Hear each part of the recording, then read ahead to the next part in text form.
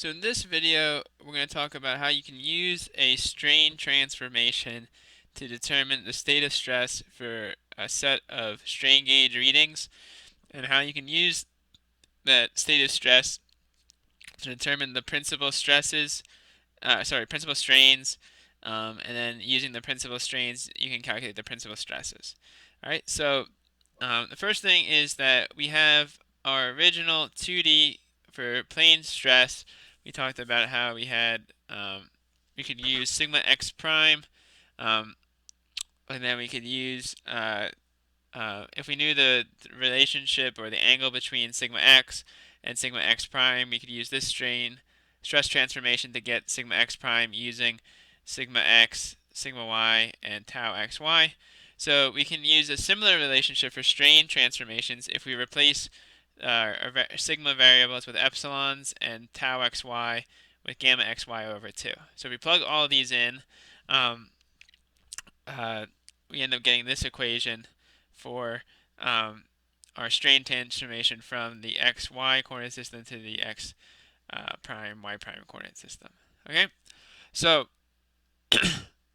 so if we have a case, to bring this to a more practical application, if we have three strain gauges, we'll have strain gauge A, strain gauge B, and strain gauge C. And they're all spread out by 60 degrees. Okay, um, on a plate that we know its material properties. So in this case, it's a steel plate. Um, we can, and we're given the readings on each of these three strain gauges are known. Okay, so we're given that we have a 190 micron strain along the A axis. We have a 200 micron strain along the B axis, and we have a 300 minus 300 micron strain going along point C. So using these strain values, we're going to do the following four things. Okay. So the first thing we're going to do is we're going to determine in-plane normal strains and directions. So in order to do that, we're going to use this equation up top here, and we're going to apply it to our to this case. Okay. So the first thing we're going to do is along the A coordinate, or along the A strain gauge, we know that the strain within that strain gauge is going to be equal to 190 microns. All right, and then we can say that that would be equal to epsilon x cosine squared theta plus epsilon y sine squared theta plus gamma xy sine of theta cosine theta. Okay, so if we plug in this case, the angle between our x-axis and the a-axis is equal to 0, so cosine of theta would be equal to cosine of 0 would be equal to 1. So what ends up happening is our cosine squared of theta becomes 1, sine squared of theta becomes 1, and sine 0, becomes 0. All right, and sine of 0 becomes 0.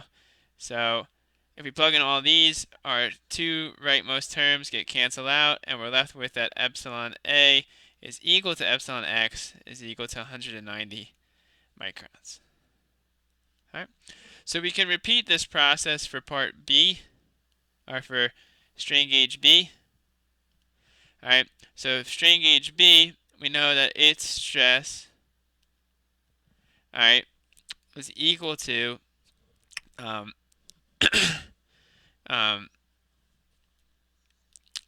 it's equal to 200 microns.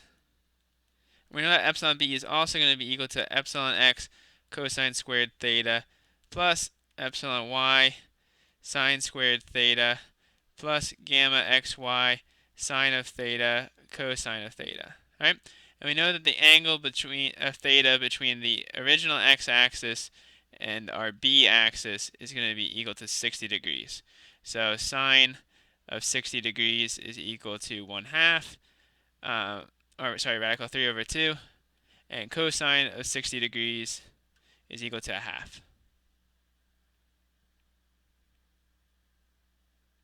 All right, so so we already know in this equation, we know epsilon x, we know cosine squared theta.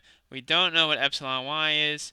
We do know what sine squared theta is, and we don't know with what gamma xy is, but we do know what sine of theta is and what cosine of theta is. All right, so we have two unknowns in this equation. We can't solve it directly. However, if we look at our third strain gauge C here, all right, strain gauge C, all right, we know the value that it's reading is equal to minus 300 microns, all right, and that we know that's going to be equal to epsilon x cosine squared theta plus epsilon y sine squared theta plus gamma xy sine of theta cosine theta. In this case, theta is going to be from the x-axis to the c-axis, of the direction that the strain gauge is at point C, and that's going to be equal to 120 degrees. The cosine of 120 degrees is equal to minus 1/2. The sine of 120 degrees is equal to a positive radical 3 over 2. All right, so what we end up getting again is we have two unknowns. we have our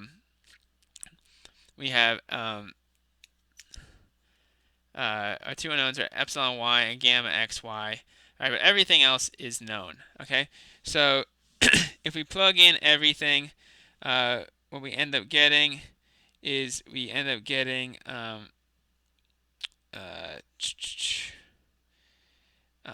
we end up getting a value of we end up getting two equations with two unknowns, and we can solve those two equations either by substitution or elimination, and we can solve for epsilon y and gamma xy. So if we do that, what we end up getting is we get our engineering stress, all right, and our engineering stress is equal to is equal to 190 microns. Our epsilon y ends up being 100 minus 130 microns, and then we get our gamma xy is equal to 577 microns, and yeah. Okay, so to find our elasticity matrix, which we'll need for part B of the problem to find our maximum shear strain, or to determine our in-plane principal strains and directions, we'll need to divide the gamma xy by 2. So if we do that, we get our normal strains are the same. Then we get 288.5 and 288.5 for our gamma xy over 2. All right. So to calculate our principal strains, what we'll end up doing is we can take the determinant of the elasticity matrix, which we solved for on the last page, minus a principal strain times the identity matrix, and set that equal to 0. So what we end up getting is we get 190 minus theta times minus 130 minus theta for our along our diagonal, and then we have our principal strains, our gamma xy divided by 2 on the other two parts of our matrix. All right, we take that determinant of that matrix and set it equal to 0. All right, what we end up getting is we get gamma, our principal strains.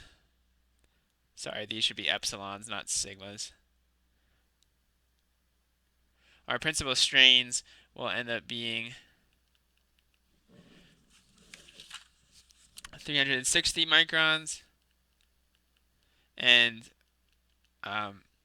minus 300 microns. All right. So to calculate our maximum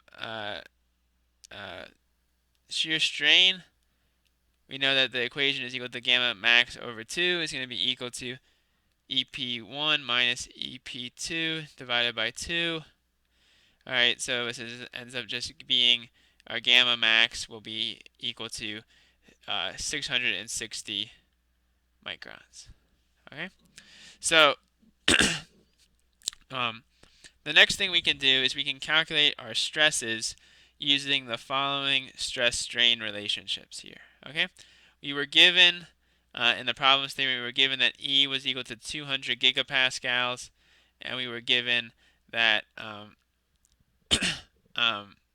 V was equal to 0.3.